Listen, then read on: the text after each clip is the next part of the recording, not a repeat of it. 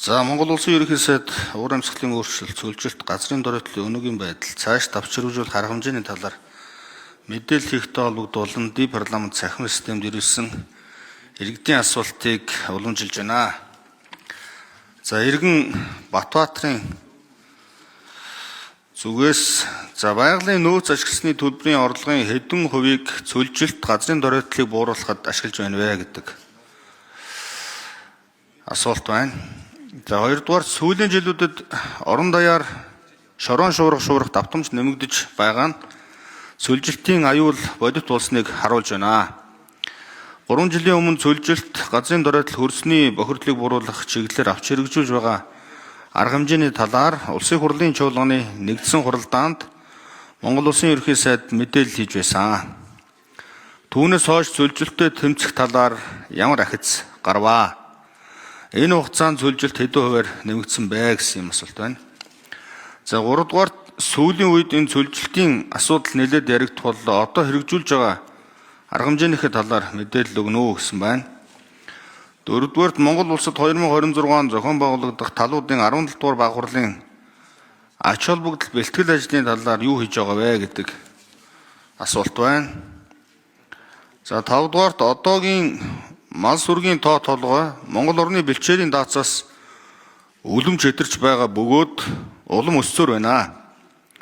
Үүний улмаас бэлчээрийн газар нутгийн 3/2-нд доройтсон тооцогдож 10% эргэлт буцалтгүй доройтолд оржээ. Түүнчлэн Монгол улсын мал аж ахуйн салбар олон улсад нүүрс төрөгч ялгаруулалтын эрчмээр хамгийн өндөрт тооцогдож байна. Манай засгийн газар үүн дээр ямар байр суурьтай байна вэ гэсэн асуулт байна.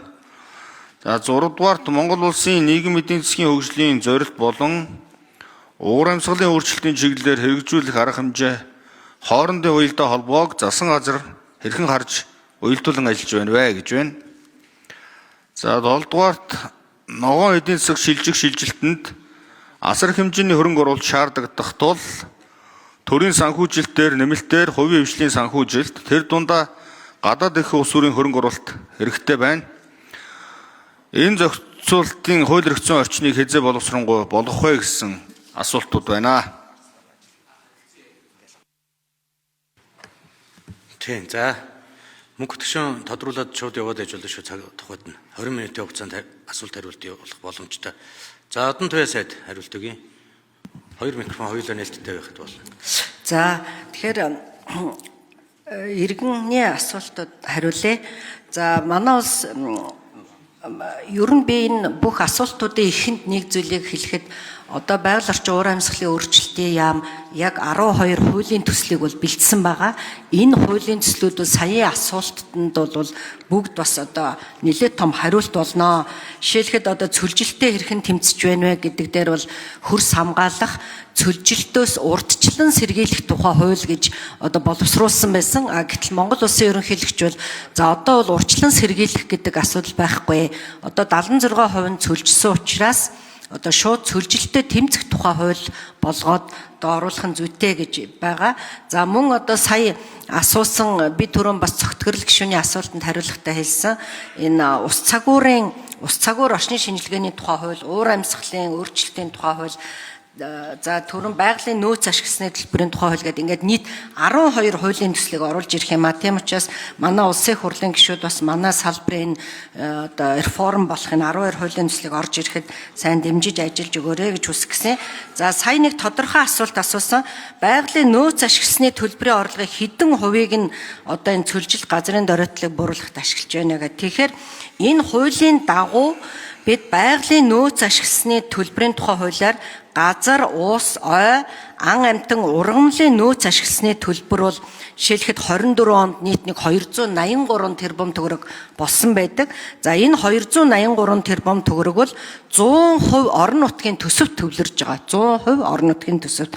Тэгэхээр хуулиараа бол энэхүү орлогын одоо дийлэн хувийг одоо за 100 биш гэхэд 85% ядаж энэ байгаль хамгаалах, нөхөн сэргээх, энэ буцаан одоо байгалаа нөхөн сэргээх зарцуулах ёстой гэсэн ийм хуулийн зохицуулалттай байдаг хэдий ч орон нутаг бол энийгээ зарцуулдаггүй 100% болов зарцуулдаггүй. За манайхсаа энэ нөөцөө хэр одоо ашиглаж байна гэд аймаг сумдуудад одоо наривчилсан аудит хийж үзсэн. За сүүлийн 3 жил бол үнэхээр сайжирж байгаа. Анх бол нэг 20% байсан бол одоо энэ жилийн одоо аудитаар бол нэг 65% бас овоо чамлахааргүй одоо энэ нь бол нэмэгдээд байгаа гэсэн үг. Тийм учраас бид нар энэ байгалийн нөөц ашигласны төлбөрийн тухай хуулийн шинжилсэн найруулгыг одоо бэлдэж одоо оруулж ирж байгаа. Ингэснээрээ яг одоо энэ мөнгийг юунд зарцуулах юм, яаж одоо энэ газрын дороотлоос сэргийлэх юм бэ гэдгийг бол хийж байгаа. За ер нь улс орнууд бол дотоодын нийт бүтээгдэхүүнийхээ 1% ядаж одоо энэ ур амьсгалын өөрчлөлт байгаль орчиндөө зарцуулах хэрэгтэй байдаг. Манайх бол одоогор нэг 0.3% байгаа. Тэгэхээр энэ дээр энэ шинжилсэн найруулгаар бол бид бол нэлээд одоо ахиц дэвшил гарна гэж үзэж байна. Одоо бид аймаг сумдууд дээр аудит хийсэн энэ нөөц ашигсны төлбөрөө зориултын дагуу ашиглаагүй сумдуудыг бид нар бол энэ дараагийн одоо бас дэмжлэгээс бол хасна гэсэн ийм одоо бодолтой байгаа. Тэгэхээр заавал хамтарч ажиллаж ээж энэ олсон орлогын орон нутагт эрх мэдлийн өсөөр байтал эндээ зарцуулах нь одоо зүйтэй гэж одоо үздэг юм аа. За шорон шуурганы талаар бас асууж байна. Судалгаа ямар вэ гэж. Тэгэхээр энэ цөлжилтийн төлөв байдлын үнэлгээг бол 5 жил тутамд бол хийдэг. Тэгэхээр анх бол 92 онд хийсэн судалгаагаар бол 41.3% нь Монгол улсад цөлжилт илэрсэн байна гэж үзэжсэн бол одоо сая сүүлийн одоо 20 оны тооллогоор бүр 76.9% нь цөлжилтэнд нэрвэгдсэн байна гэсэн ийм одоо судалгаа байгаа. Тийм учраас энэ бол одоо манай улсын хамгийн онцгой анхаарах одоо сэдвийн нэг яах аргагүй мó. За эннийхээ 23% нь бол бүр хүчтэй, нэн хүчтэй одоо зэрэгэлт хамрагдаж байна гэж үздэг. За энэ дээр бол бид бас олон арга хэмжээ авж байгаа. Нэг нь бол яах аргагүй Монгол улсын ерөнхийлөгчийн санаачсан тэр бум мод хөтөлбөр байгаа. Энэ тэр бум мод хөтөлбөр бол энэ хүлэмжийн хийг одоо бууруулах, шингээх дээр бол бас чухал ач холбогдолтой ийм төсөл. Энэ бол нэг талаасаа ингээд мод тариад хамгаалахаасаа гадна бас нийт одоо монголчууд ард иргэдийн дунд ер нь бид нар энэ байгалаа байнга нөхөн сэргээж явах хэрэгтэй маа. Бүгдээрээ нэг мод тарьдаг болох хэрэгтэй маа. Энэ чинь бол байгаль орчинд одоо чухал ийм одоо үйл явдал юм а гэдгийг бас харуулахаас гадна дэлхийн улс орнуудтай одоо хилцээр хийхэд энэ бол бас хөрөнгө мөнгө босгох одоо ийм чухал одоо хөшөөрөг болдог. За манай яам энэ жил 2025 оныг нэг сум, нэг хөв цөөрөм гэсэн ийм санаачлагыг өрнүүлж байгаа. Тэгэхээр би бас их хурлын гишүүдийг өөрсдийнхөө одоо 126 сум одоо дүүрэгт бас энэ хөв цөөрмийг санаачилж, манлайлж хэрэгжүүлээсэ гэж хүсэж байгаа. Яагаад тэгэхээр улсын төсвийн хөрөнгөөр бол бид бол хангалттай энэ зүйлийг бол хийж чадахгүй гэдгийг би бас түрүүнд дурдсан. За энэ цөлжилттэй одоо ямар чухал ажлууд хийж байна вэ гэж. За энэ дээр одоо нэг чухал зүйл нь юу вэ гэхээр би бас саяны хуулиудаас гадна Монгол Хятадын хамтарсан цөлжилттэй тэмцэх одоо том ийм төвийг бол байгуулахаар одоо газрын асуудал, бүх зургийн асуудлууд ингээд шийдэгдээд амжилттай явж байгаа. Тэгэхээр Хятадын засгийн газраас Монгол улсад бас үзүүлж байгаа буцалтгүй тусламжийн нэг том хэлбэр болж энэ дээр маш олон судалгааны ажлууд хийгдэн, маш олон одоо мониторингууд бол бас энэ төвийн хүрээнд хийгдэх юм а. Тийм учраас бид бас цөлжилттэй хэмждэг, цөлжилттэйгөө яаж тэмцэж байгаа туршлагыг одоо тэнд таниулдаг ийм зүйлүүд болно. За COP17 хурлын талаар бас асуулаа. COP гэхээр манайхан бас зарим нь бас ойлгохгүй ч магадгүй. Энэ бол дэлхийн улс орнуудад бүгдээрэнд нь ижлэр нэршлээд Conference of the Parties буюу товчлоод ерөөсөө улс орнууд COP гэдээ яриад явцдаг. Сая Азербайджан, Сауди Арабид бол бас COP-ын хурлууд болсон. Тэгэхээр үндэсний аюулгүй байдлын зөвлөлөөс ер нь Монгол улсад 26 оны одоо 8 дугаар сард энэ хурлыг одоо хийх нь зүйтэй юм а. Монгол улс бол бас энэ дэлхийн улс орнуудын чиг хандлагад одоо орох ёстой, цөлжилттэй тэмцэхэд Монгол улс дангаараа хүчрэхгүй учраас дэлхийн одоо энэ улс орнуудтай хамтрах хэрэгтэй, том санаачлагыг өрнүүлэх хэрэгтэй, энэ дээр хөрөнгө мөнгө босгох хэрэгтэй гэдэг үүднээс энэ хурлыг одоо зохион байгуулахаар болсон байгаа.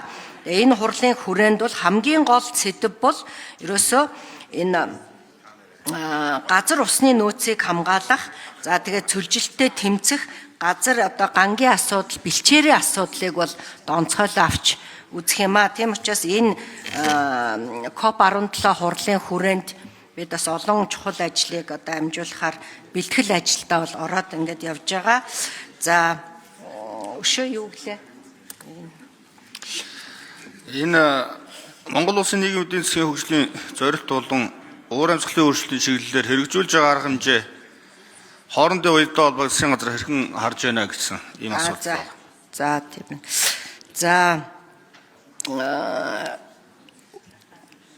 За засгийн газар дээр ер нь засгийн газрын хурлын бараг эхний хэдэн хурал дээр шийдсэн гол асуудал бол энэ ногоон санхүүжилтийн корпорацийн асуудал бол сүүлийн одоо олон жил гаццсан. Ингээ хөрөнгө оруулагч нь одоо бид нар бол бараг одоо мөнгөө буцааж татлаа. Монголын засгийн газар бол бас энэ амлалтаа биелүүлэхгүй байна гэдэг ийм асуудал яригдсан. За ингээд энэ засгийн газрын хурал дээр энэ шийдэгдээд одоо энэ ногоон санхүүжилтийн корпорац энэ ногоон санхүүжилт бол одоо орж ирэх юм бүх нөхцөл бол бүрдсэн байгаа. За хоёр дахь нь бол засгийн газраас өгсөн үүрэг бол энэ эдийн засгийн хөгжлийн яамтай хамтарч уур амьсгалын өөрчлөлтийн тухай хуулийг бисээ хэллээ. Ойрын үед одоо бас оруулж ирнэ гэсэн байгаа. Тэгэхээр за гол одоо энэ уур амьсгалын өөрчлөлтийн чиглэлээр хийгдэж байгаа нэг ажил бол та бүхэн мэдж байгаа энэ нэг нь бол яа харахгүй биднээс хамаарахгүй хүчин зүйлүүд байдаг. Энэ дээр дасан цогцох бодлогыг бол засгийн газар гаргасан байгаа. За хоёр дахь нь бол хүний хүчин зүйлээс хамаарат энэ уур амьсгалын өөрчлөлтийг өөрснөө бий болгоод байгаа дээр бол засгийн газар одоо маш олон төлөвлөгөөг бол гаргасан. За энэний нэг нь бол одоо энэ бэлчээрийн даацтай холбоотой, малын тоо толгойтой холбоотой эрчимжүүлсэн мал аж ахуйг хөгжүүлэх, шин техник технологи хөгжүүлэх гэсэн ийм одоо олон асуудлууд байгаа. За гурав дахь асуудал бол энэ ерөөсөө ногоон эдийн засаг шилжих, уур амьсгал энэ хүлэмжийн хий ялгар нэмэгдүүлдэг энэ бүх зүйлүүдээс татгалзах гэсэн ийм зүйлүүд явж байгаа. Ингээд агаарын бохирдлыг бууруулах үндэсний хорон дээр бол энэ хүлэмжийн ялгарлыг бууруулах, за одоо энэ агаарын бохирдлыг бууруулах дээр маш том одоо төлөвлөгөө гаргаад бид нар ажиллаж байгаа. За манай үндэсний хорооны одоо энэ сүүлийн 3 сар одоо ажиллаж байгаа хамгийн чухал одоо зүйл бол энэ 173 одоо том уурын зуух буюу 2262 аж ахуйн нэгж энэ түүхийн нүрс төлдөг. Энийг бол бид нар одоо зогсоохоор энэ шинжилгээг хийхээр бол ингээд ажиллаж байгаа. Тэгэхээр энэ бол өөрөө их одоо өргөн сэдв. За тэгээ хамгийн гол нь бид бол өөрсдийн хүчинд бол бас найдахад энэ бол одоо шийдэх боломжгүй учраас аль болохоор гадаадын зээл тусламжийг одоо татах, гадаадд болж байгаа энэ хурлуудад явж өөрсдийнхөө энэ төсөл хөтөлбөрийг танилцуулах гэдэг одоо маш олон чухал зүйлүүдийг бол хийж байгаа. За тэгээд хамгийн гол нь хэлсэн энэ уур амьсгалын өөрчлөлтийн тухай хуулиар нэлээд олон одоо зүйлүүдийг бас хийж хэрэгжүүлэхээр болж байгаа. Ингээд салбар хоорондын уялдааг хангахгүй бол манайд бол одоо маш олон байгууллага, үндэсний хороо хөтөлбөрүүд байдаг. За энийг бол одоо уялдаа холбоог хангах чиглэлээр одоо гол ажиллаж байна. За сайдаа 20-од асуулт байгаа товчхон хариулж өгөхийг бодоорой. За Иргэн Батмөнхөөс Монгол орн газар зүйн байршил их газрын эрсдэс уур амьсгал зэргээс хамааран дэлхийн дулаарл уур амьсгалын өөрчлөлт эрчимтэй өртөд байгаа 10 орны нэгэ гэж үзэж байна. Энэ дээр одоо судалгаа хийгдсэн юм байна уу гэж асуусан байна. За хоёрдугаарт Монгол улсын хэмжээнд хэдэн аймаг нэг хүчтэй зөвлөлт газрын дөрөлтөд орж байгаа вэ? Үүнээс урьдчилан сэргийлж үр дүнгээ өгсөн ажил байна уу гэж байна. За энэ хоёр товчхон хариулчих. Дараагийнх нь мартахгүй. За хамгийн их одоо энэ дулаарлд нэрвдэж байгаа газрууд бол Улаанбаатар хот, Хөвсгөл аймгийн Мөрөн сум, Сэлэнг аймгийн Баруун Хараа сум, Сүхбаатар аймгийн Баянлэгэр сумдыг бол одоо жилийн бол 3.3-аас 3.5 Цельсиус хүртэл одоо дундаж дулаарлан нэмэгдэж байна гэж үзэж байгаа. За бусад газруудад бол 2-оос 3 одоо Цельсиусийн дулаан байгаа. Тэгэхээр бид бол олон улсын өмнө хүлээсэн үүргээр бол 1.5-аас одоо хэтрүүлэхгүй байх ийм одоо үүргийг хүлээж байгаа. За түрүүн би бас нөгөө зарим асуултанд нь бол одоо хариулчихсан байгаа. Нөгөө судалгааны талаар би бол хэлсэн 5 жил тутам хийдэг гэд. Одоо бол 76.9% За тэгээд 30 орчим сая га талбай нь бол ийм цөлжилтийн хүчтэй, нэн хүчтэй юунд бол одоо хамрагдсан байна гэд хариулсан. За. Энэ Монгол орны нийт нутгийн 76% нь цөлжилт газрын доройтолд өртсөн байна гэж ингэж үзэж байгаа юм байна. Тэгээ үүнээс энэ хүний хүчин зүйлэр нь хэдэн үе эзэлт юм бэ гэж ингэж асуужээ. За сүүлийн 4 жил ямар арга хэмжээ авч энэ одоо цөлжилтийн үзүүлэлтүүдийг бууруулах тал дээр ажил хийгдсэн бэ гэж ингэж асуусан байна. За энэ манад нэг энэ адапт гэх төсөл бас их олон судалгаа хийсэн байдаг. За энэ адапт төсөл бол энэ Монгол орны хөдөөгийн иргэдийн уур амьсгалын өөрчлөлтөд энэ дасан зохицох чадамж болон эрсдлийн менежментийг боловсронгуй болгох гэдэг энэ төслөөр бол судалгаа хийсэн. За энэ судалгаагаар юу гэж одоо дүгнсэн бэ гэхээр товчхондоо хэлэхэд Монгол улсын энэ мал аж ахуйд учирдаг нийт эрсдлийн одоо хохирлын 90 гаруй хувь нь ганцуд хосолсон ийм одоо нөлөөлөл байна гэж үздэг. Тэгэхээр бид бол одоо энэ малыг олноор хорогдуулдаг энэ гамшигт үзэгдлийг одоо урьдчилан одоо бэлтгэх, аль болохоор энэ байгалийн гамшигт үзэгдлээс бэлтгэлтэй байх, урьдчилан сэргийлэх гэсэн ийм одоо зүйлүүдээр бол нэлээд бол анхаардаг. Тийм учраас энэ бол одоо ганцуудын хослмол нөлөөлөл нь хамгийн их нөлөө үзүүлж байна гэж үздэг. Тэгээд за нэг тоо хэлье. Энэ хонь толгойч шилжүүлснээр Монгол улс бол энийг 110 сая орчим одоо толгой малтай байна гэж үздэг. Энэний одоо 35 саяар одоо тоо толгой бол энэ бэлчээрийн даацаасаа хэтэрсэн байна гэж одоо судалгаагаар гарсан байгаа. Тийм учраас энэ бид нар энэ бэлчээрийн асуудал энийг тодорхой хэсгийг эрчимцэн шилжүүлэх, хослуулах, за тэгээд энэ аль болохоор бас энэ техник технологийн дэвшлиг хослуулах зэрэг ийм зүйлд орохгүй бол яг одоо байгаа уламжлалт мал аж ахуйгаар бол энэ манай цөлжилтийн асуудал бол улам нэмэгдэн, хуурайшилт улам нэмэгдэн гэсэн ийм одоо судалгаанууд байна. За говийн бүсээ сонгогдсон гишүүний хувьд нэг асуулт асуучаа. За энэ усны төслийн нэгжийг одоо байгуулах ажил одоо ямар хэмжээнд явж байгаа бэ? Энэ ажлыг одоо эрчимжүүлэх талаар манай байгаль орчин уур амьсгалын өөрчлөлтийн яам маань ямар санаачлал гаргаад ажиллаж байна гэдэг энэ асуулт. За Монгол Улсын засгийн газрын үйл ажиллагааны төлөвлөгөөнд тусгагдсан хэрлэн тоонт орхон анги гээд усны төслүүд байгаа. За энэ төслүүд маань бас ямар шатанд явна вэ гэдэг асуултыг асууя. Минут нь байна. 5 минут байна. За тэгэхээр засгийн газрын одоо хамгийн гол зорилтуудын нэг бол тэргүүлэх чиглэл бол яа харахгүй одоо говийн бүсийн усан хангамжийн асуудал байгаа. За тэгэхээр энэ жил 25 оны төсөвт нэлээд бас төсөв батлагт одоо бага хэмжээний төсөв батлагдсны дийлэнх нь бол одоо говийн бүсийн усан хангамжийг сайжруулахад бид нар зарцуулж байгаа. Одоо нэг жишээ хэлэхэд говийн бүсийн хот суурин газрын усны чанарт одоо үнэлгээ хийх ажил бол нийт одоо 44 суманд бол хийгдэхээр энэ төсөв батлагдсан байна.